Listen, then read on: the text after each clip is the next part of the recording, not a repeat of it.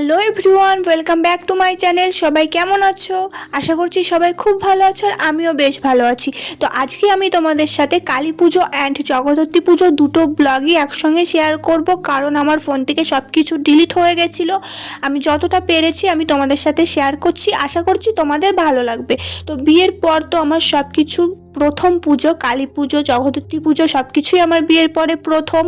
তো আমাদের এখানে ঘূর্ণিতে খেপিমা সবাই হয়তো জানে, আবার অনেকেই জানে না। তো আমাদের ঘূর্ণিতে খেপিমা হচ্ছে আমাদের কাছে মানে কি বলবো, মানে মা ছাড়া আমরা কিছুই জানি না। মানে মা যে এতটাই জাগ্রত, মানে আমি নিজের চোখে না দেখলে বিশ্বাস করতে পারতাম না। এতদিন আমি সবার মুখে শুনেছি, কিন্তু এই প্রথম আমি সামনে থেকে দেখলাম। তো আমার মানে কিছু বলার মতো ভাষা নেই। তো সেই দিন থেকেই আমি ভিডিওটা শুরু করেছিলাম। তো তোমরা ভিডিওটা দেখতে থাকো, আশা করছি তোমাদের ভালো লাগবে।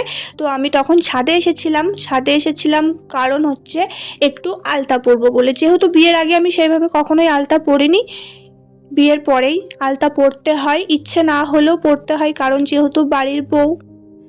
তো ছাদে এসেছিলাম, এই দেখো এখন আমি আলতা পরতেও বসে পড়েছি। আমি একা একাই আলতা পরেছিলাম, মা বলছিল যে আয় আমি আলতা পরিয়ে দিচ্ছি, কিন্তু আমার ওই আবার কোথাও গিয়ে না কারোর পছন্দ হয় না। আমার নিজের যেটুকুই হোক, খারাপ হোক ভালো হোক, আমার নিজের মনের মতো না হলে আমার ভালো লাগে না।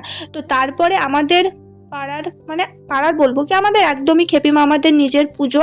তো বরের সাথে একটু সন্ধ্যাবেলা গেছিলাম হচ্ছে মেলা দেখতে, কালী পুজোর আমাদের বাড়ির খুবই কাছের মানে মাঠে মেলা দেখতে গেছিলাম বরের সাথে।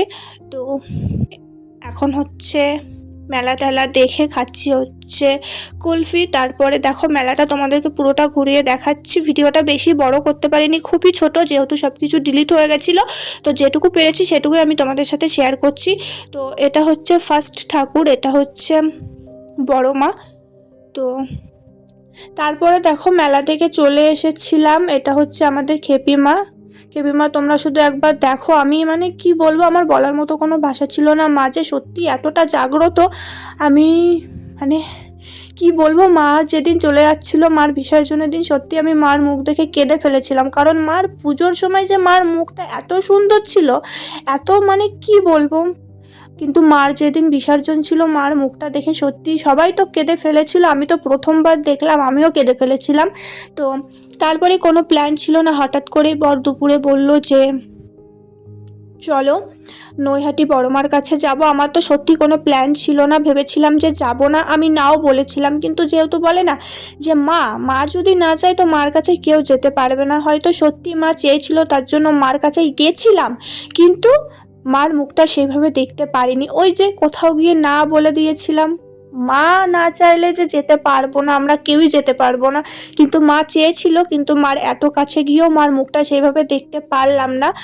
সবাই বলছিল যে ওই সময়টা যাওয়াটা ঠিক না, কারণ আমরা যেহেতু এতটা দূর থেকে, সেই কৃষ্ণনগর থেকে নৈহাটি ট্রেনে করে গেছিলাম, আর সেদিন যে এতটা ভিড় ছিল, ওই ভিড়ের মধ্যে গিয়ে প্রথমত আমার তো শরীর খারাপ হয়ে গেছিলোই। আর সারা রাস্তা হেঁটে হেঁটে মানে মার কাছে গিয়ে এতটাই ভিড়, এতটাই ধাক্কাধাক্কি হয়েছিল যে মার মুখটা ঠিক করে দেখতেই পারিনি। তো আশা করছি আবার মার কাছে যাব, যখন যাব মার কাছে পুজো দিতে যাব। আমাদের 1 বছরের অসহ্য বার হয়ে গেলে মার কাছে যাব, গিয়ে পুজো দিয়ে আসবো। তো যাই হোক, মা চেয়েছিল, গিয়েছিলাম, কিন্তু মার মুখ দেখতে পারিনি। তো আমি মেলা থেকে কী কী কিনেছি সেটাই আমি তোমাদেরকে দেখাচ্ছি। এখানে দেখো, আমাদের টাকা নেই, মানে আমার টাকা নেই, তবু আমি যেখানে যাই ঘট কিনে নিয়ে আসি, কারণ আমার ভীষণ ভালো লাগে।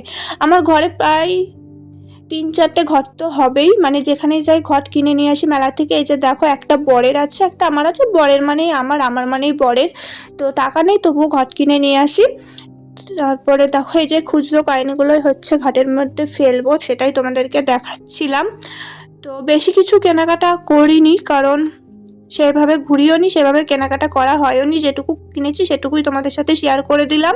তো তারপর দেখো, এটা হচ্ছে আমাদের মার বিসর্জন, আমাদের খেপিমার বিসর্জন। দেখো মার মুখটা একদম বিভৎস লাগছিল, মার মুখটা পুরো কালো, মার চুল এলো, মানে কি বলবো, আমি নিজের চোখে না দেখলে আমি মাকে বিশ্বাস করতে পারতাম না। আমি ভেবেছিলাম যে এবছর পুজো দেবো, কিন্তু মা চাইনি। মা না চাইলে যে কিচ্ছু হয় না, মা চাইলে সব কিছু সম্ভব, আবার মা না চাইলে কোনো কিছুই হয় না। তো যাই হোক, এখানে দেখো আমাদের মাকে নিয়ে যাওয়ার আগে হচ্ছে এইটা নাকি নিয়ম, মানে একটা বড় এই বাজিগুলো নিয়ে আসে একসঙ্গে অনেকগুলো, এইটা শেষ হলে মানে বাজিটা ফোটা শেষ হলে তারপর আমাদের মাকে নিয়ে বেরোনো হয়। আর আমাদের মাকে নিয়ে যেতে প্রায় 100 থেকে 130টা বেয়ারা লাগে, তারপরে আমাদের মাকে নিয়ে যাওয়া হয়। আর এবছর আমাদের মাকে নিয়ে যাওয়ার সময় একটা দুর্ঘটনা হয়েছিল, মার মুকুট হারিয়ে গেছিলো, প্লাস মার হাত ভেঙে গেছিলো। তার জন্য তো আমাদের ছোট খেপি মার পুজো দেওয়াও হয়েছে এবং খুব ভালোভাবে মার পুজো সম্পূর্ণ হয়েছিল। আর মার মুকুটটা হারিয়ে গেছিলো, মার মুকুটটা পেয়েছিল আমাদেরই মানে কাছাকাছি একটা হ্যাঁ, রানীমার একজন মহিলা পেয়েছিল। তো তিনি আমাদের সঙ্গে যোগাযোগ করে মার মুকুটটা ফিরিয়ে দিয়েছে। তার জন্য তো তাকে তো মন থেকেই মানে কি বলবো, ধন্যবাদ না জানালে হয় না, কারণ মার মুকুট সহজে কেউ দেয়ও না, আবার যারা সত্যি ভালো মানুষ তারা তো অবশ্যই দেয়। তো এটা হচ্ছে জগদ্ধাত্রী পুজোর ভিডিওটা, আমি খুবই অল্প একটু ভিডিও নিয়েছিলাম, যেটুকু পেরেছি তোমাদের সাথে শেয়ার করে দিলাম। কত মানুষ দেখেছো, আমি সব দিনই গেছি, প্রত্যেক দিনই গেছি, কিন্তু সেভাবে ভিডিওটা করেছিলাম কিন্তু ডিলিট হয়ে গেছে। তো এটা হচ্ছে ঘট বিসর্জনের দিন নয়, ঘট বিসর্জন দিনই, কিন্তু রাতের বেলা প্রচণ্ড ভিড় ছিল, ভিড়ের মধ্যে যেটুকু পেরেছি ভিডিও করেছি। আর এত মানে দৌড়ঝাঁপ, মানে কি বলবো, আমি তো প্রথম দেখলাম, আমার সামনে থেকে দেখে সত্যি খুব ভয় লাগছিল। তারপর দেখো ফাইনালি এটা হচ্ছে আমাদের বুড়িমা, কৃষ্ণনগরের বুড়িমা মার ভিডিওটা আমি একজনের থেকে নিয়েছিলাম, কারণ আমি সেই সময়টা থাকতে পারিনি, সারা রাত জেগে প্রচণ্ড মানে টায়ার্ড হয়ে গেছিলাম, তার জন্য চলে এসেছিলাম। মাকে আর সামনে থেকে দেখা হয়নি। অবশ্যই সামনে বছর মার পুজো দেওয়ার ইচ্ছা আছে, জানি না হবে কি না, মা চাইলে সব কিছুই সম্ভব। জয় বুড়িমা।